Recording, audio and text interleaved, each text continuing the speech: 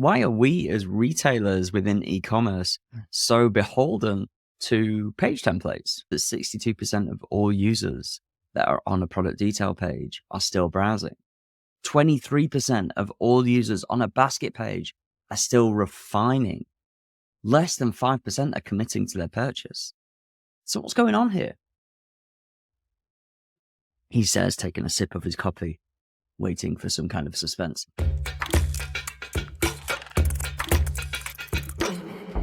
Welcome to Statements of Intent. In this 20-minute episode, we're addressing how e-commerce has lost sight of the people at its very heart. You, the customer.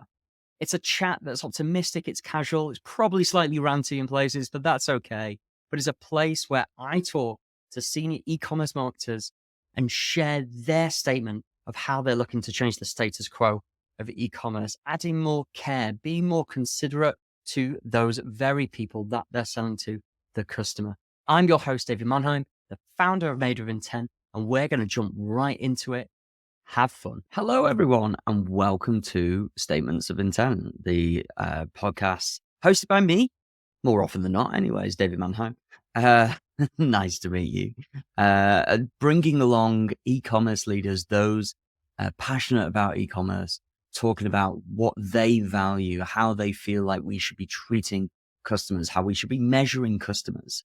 It's like their flag in the ground, their personal promise, their value behaviors. And my statement of intent, if I'm honest, I have quite a few, but there's one phrase more often than not that we use on this show and indeed over at Made of Intent, and that is stages, not pages. It's a beautiful rhyming metaphor that basically highlights the fact that the majority of retailers now focus on the page, the location of where the user is, and that is what they optimize. The PLPs, the PDPs, the baskets, the checkouts, the home pages, these 5 very arbitrary, very aggregated page templates that are all about where the location is located. But what about their stage? What about their buying stage, their mindset? Whether they're browsing, whether they're committing, they're refining their purchase, they're deciding, that holds no bars on where they are located. A user, a person, can be browsing and still be on the PDP. Just because a user's on a product detail page does not mean that they're evaluating, right? In fact, the stat is that we have over at Made of Intent is that 62% of all users that are on a product detail page are still browsing. 23% of all users on a basket page are still refining. Less than 5% are committing to their purchase. So what's going on here? He says, taking a sip of his coffee, waiting for some kind of suspense. What's going on here? Why are we as retailers within e-commerce so beholden to page templates? I think there are a few hypotheses that I have. I think the number one hypothesis, it's a beautiful thing to not accept the norm. Okay, it's fun for one. Let's go against the status quo. But for two, it's reflective. I'm quite an introspective, reflective person, I think, anyways. I think everybody else should be as well, because thinking it can often be more productive than doing. So let's be reflective together. Let's think about why we as retailers focus on page templates as opposed to buying stages. Okay, hypothesis number one is that we are beholden to conversion rate. Conversion rate is our measure of success, right? Says the person that founded a conversion rate optimization consultancy. We optimize our conversion rate, CRO. You owe the C and the R. You optimize the conversion rate. And okay, it's not as simplistic as that, but certainly that's how people see it. I don't think we're going to get away from that. I don't feel as though when Brian and Jeffrey Eisenberg coined the term CRO, they ever thought that it would create, this monster that ironically people within CRO actually hate. I think Brian Eisenberg actually, so they coined it in 1998, or they're credited with coining it certainly. And one of the reasons why they coined the term is because it was available. Conversion rate was the only search term that was available on Google, for currency purposes, of course. And then optimization as a term was well known within the search world, search engine optimization. So they placed the two together for conversion rate optimization. And Brian Eisenberg, when he created it, said that it's a process, not an event, which is really interesting, isn't it? Because I feel as though people mostly think it's an event, not a process. Anyway, fast forward 20, 30 years, and we are now beholden to conversion rate as our success metric. And what is a conversion rate? Well, it's a very highly aggregated figure. It's an average of averages. So if it is aggregated, if our success metric is aggregated, so too is everything that comes before it. We must aggregate the PLP, the PDP. We must aggregate the user's journey in order to satisfy this one metric that we have. So, and don't get me wrong, it's easy, right? It's not easy, but what I mean by that is that it's an easy thing to think of, to boil down a success metric into just one thing, and then to optimize essentially what is 5 other things: a homepage, a PLP, a PDP, a basket, a checkout. It's a fairly accessible, easy thing to think of. And that's what we're all after in retail, right? We're after some level of accessibility. Gone are the frameworks. Goodness me, there's just so many to think of. So I feel like it's really interesting to just think as to why we think in pages and not stages. So hypothesis number 1 is the conversion rate. Hypothesis number 2 is that that's the way that websites are built. They're templated. Now, I've never built websites personally. I know of lots of agencies that do build websites. And there needs to be some kind of structure of how to build them. And what is a structure? Well, a process is a template. So they create templates. They create the PLP, the PDP, the basket, the checkout, the homepage. I feel like we need an acronym for all 5 of those just to stop me repeating the same thing over and over again. But the way you build a website ultimately transitions in how you optimize that website itself. It's really fascinating. So conversion rate, point number 1, the way you build websites, point number 2. I think it just feels like we're creating this myopic view on how to optimize a user's journey because of, again, that success metric and, again, that templatization. Interesting, isn't it, that we're moving away from templatization from a website build. Everything's becoming more about composable commerce, where things are componentized. We talk about headless commerce a lot, for example, and the Mac Alliance, and that has nowhere nearly reached the level of maturity that it can and will indeed do. There are stats out there that show the growth of the market year on year and what it will reach in, say, 2027. And it's pretty big. So I wonder that if website builds are moving away from templatized pages towards more componentization, whether your measures of success and by virtue how you optimize will also do that thing, right? So really interesting. I think that's the old way. Oh, and by the way, what are the problems with that? Why is it not fit for purpose? Well, it's not that it's not fit for purpose. It's efficient. It works, right? I've built a business out of it. So I think I know that it works. It's easy to understand. That doesn't always mean that it's the best way. I mean, ultimately what you're doing when you're focusing on this conversion rate and templatizing your approach is that you focus on the 2% and ignore the 98%. You focus on the 2% that are going to convert or will convert, and you ignore the needs of the other 98%. I think that's quite a well-trodden phrase nowadays anyways. But it's less about like nurturing your users through a journey, and it's more about pushing them towards a success metric, this aggregated success metric that we speak of in conversion rate, which, by the way, is highly one way. It's what you want people to do, not necessarily what they want to do, right? It's almost as though we optimize how we sell, not for how people actually buy. I've had that one in my sleeve for a little while. I'm pretty sure it's on the homepage of our website. Again, he takes another slurp to create some suspense while you go and check out our website, madeofintent.ai. So yeah, you want to, by focusing on the 2%, not the 98%, you're almost kind of assuming that everyone on your site is ready to buy, right? It's really fascinating. Look, what's this the antithesis of? This drum that I've been beating for some time? The antithesis of personalization. Maybe there's some statement to say that conversion is the antithesis to personalization, only because of this genericized, homogenized, enter all of the eyes views of this thing. I wonder if that's the case. I wonder if, I can't remember if I wrote about it in my book. The Person in Personalization, available at all good bookstores now, mostly Amazon for $11.99. Absolute ripoff.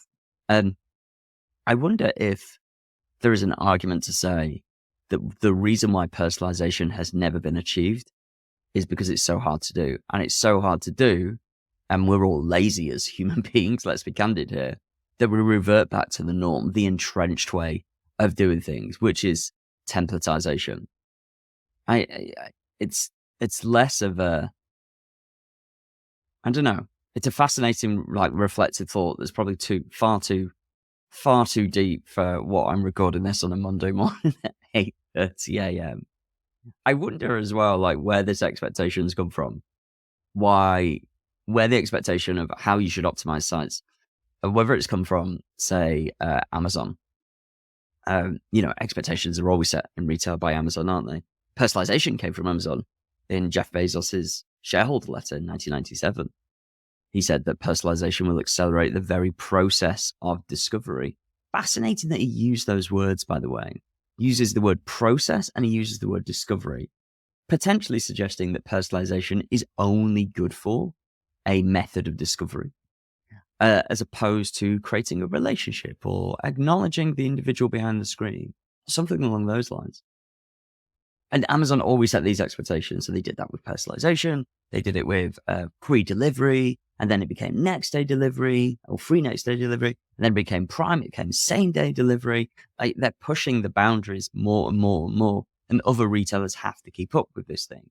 So when you think about how they optimize, they used to, they don't anymore, from reading books like Working Backwards, by the way. Who wrote Working Backwards? I've got it behind me. It's just there for those of you looking on YouTube and what have you. Really great book about how, well, Amazon tends to work backwards. But they used to optimize on page template, speaking about the PDP. I'm pretty sure there's a reference somewhere to the fact that no one can run an experiment on a PDP without Jeff Bezos knowing about it or approving it. I don't know whether that's one of those rumors that have just circulated the internet for years and years and years, though. Who knows? So yeah, so if Amazon do it or did it, it's natural that everybody else will do it, right? Look at recommendations. The proliferation of recommendations is all thanks to Amazon. Oh, that was a big gulp of coffee. So this antithesis of personalization discussion is a fascinating one. And I wonder whether personalization has never really been achieved because there's no golden metric for personalization. There's a golden metric behind conversion optimization because it's conversion rate, but there's no real measure of success for personalization. And as a result, personalization has fallen flat on its feet. Flat on its feet or flat on its face? One of them. They've fallen flat, basically. And as a result, the efforts that people go to personalize are incredibly one way. They're very aggregated. They revert back to the norm and they falter and they fail. Perhaps it's indeed the measure of success that's the issue and not copying Amazon. It's not an entrenched way of working. It's just the fact that we can't get past the measure of success of personalization. And therefore we revert back to conversion optimization, towards a templated view. So I maybe that's the solution here.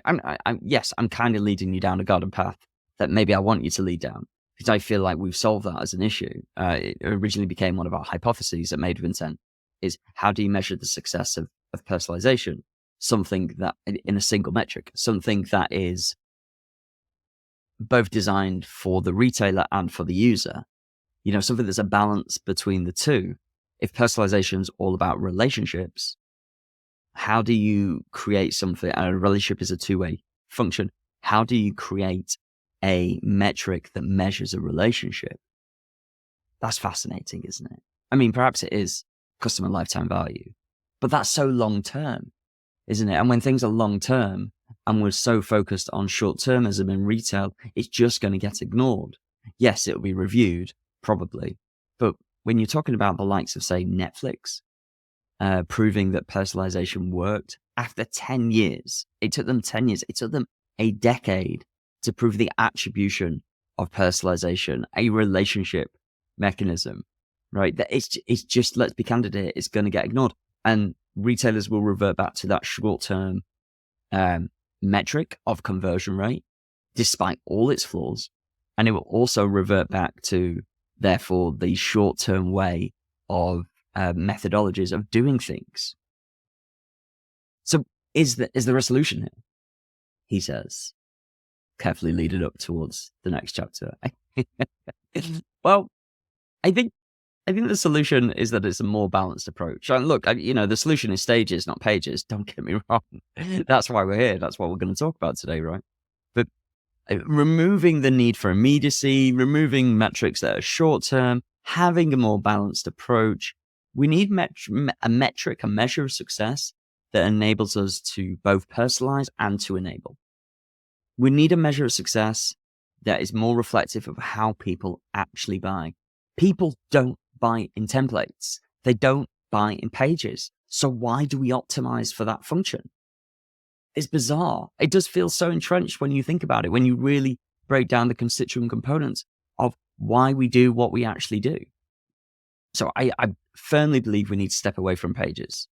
I firmly believe that is a reflection of how we want them to buy, not how they need to buy.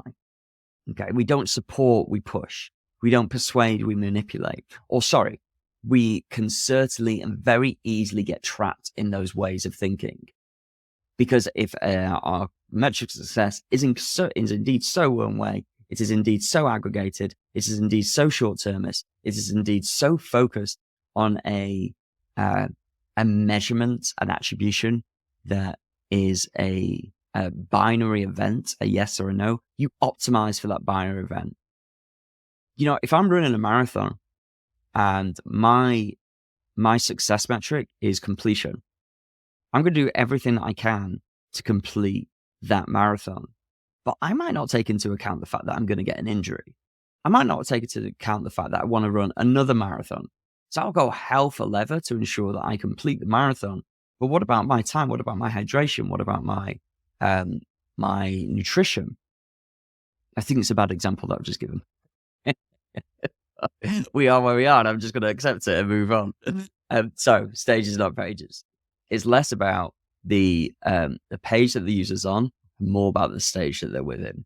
Location is not a good indication of when or how a customer will buy. If you can understand the stage that they're at, whether they're browsing, whether they're committing, you are more appropriate to their needs at that point in time. What happens when you're more appropriate? You create more impact. It's a really simple equation. More appropriate, more impact. More appropriate, more focus, more impact. I should probably say. If I identify that you as an individual, you're just browsing, well, I'm going to focus and double down on product discovery.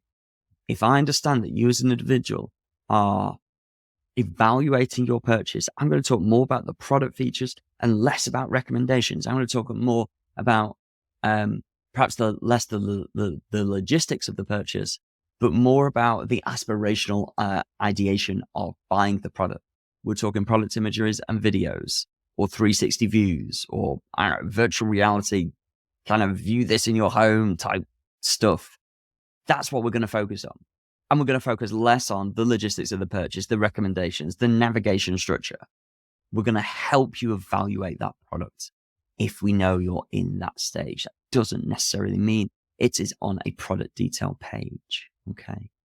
So when you understand the stage of the user, you can tailor your sales pitch better.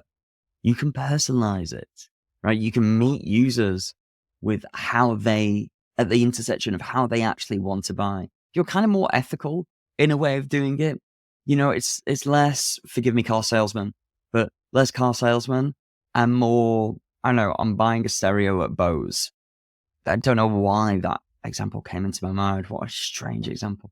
Anyway, it's basically what I guess the indication that we're trying to make here is that it's more like a personable sell. It's more like an in-person relationship.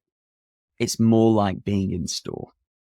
And that's what we all want, that experience of being sold to, of buying something in store, not sold to in store. In fact, conversion rate is like being sold to. Like understanding the buying stage is like actually buying, isn't it? There's a difference between buying and selling. And perhaps that is the difference. Perhaps conversion rate is a method of selling, whereas personalization, expected conversion, buying stage, stages on pages is a method of buying. It was a reflection of buying. I think it's more relevant. It's more human. It's the whole right person, right message, right time thing that enables appropriateness, right? So I think there's so much within this thing that I've just talked about the ethereal nature of what stages, not pages is. I've not talked about the practicalities of it. I think that's one for another time. Or feel free to go away and check out madewithintent.ai. There's loads of content on there about what a stage is and why a page is an adequate form of measuring a method of customer success. But my statement of intent, my stake in the ground, is stages, not pages.